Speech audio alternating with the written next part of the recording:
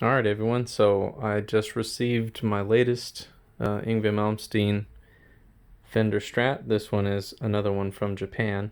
Seems like they have quite a bit more variety in their models, and some cool models like this one, which is an ST62-140YM, which is loosely based on Yngwie's 61 Strat.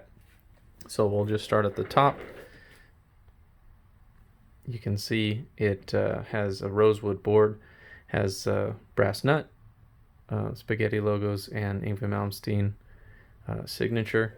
This is actually tinted amber, which it seems like the Fender Japan guitars do that, which I really like because it makes it look like it's more aged. Single string tree, Glucin tuners, and it actually has some decent, let me see if I can get a better angle here.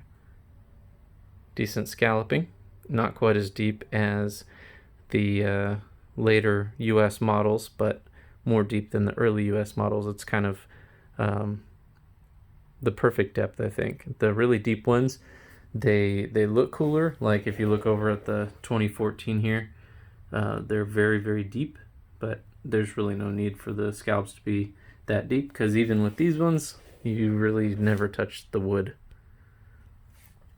It's got jumbo frets, so I really like the jumbos. That works good. You can see the rosewood board has some good swirling in it and stuff, so I thought that was pretty cool. Then it's got the DiMarzio HS3 or DP117s, which sound, like the older Yngwie stuff. This one was really dirty when I got it, so it took me a while to clean it up. Mint pick guard. I think that's just a Fender Japan standard. I can't remember if it's the Japan or the US one. These the Japanese ones always have 5-way switches versus the US, which mostly have 3-way switches.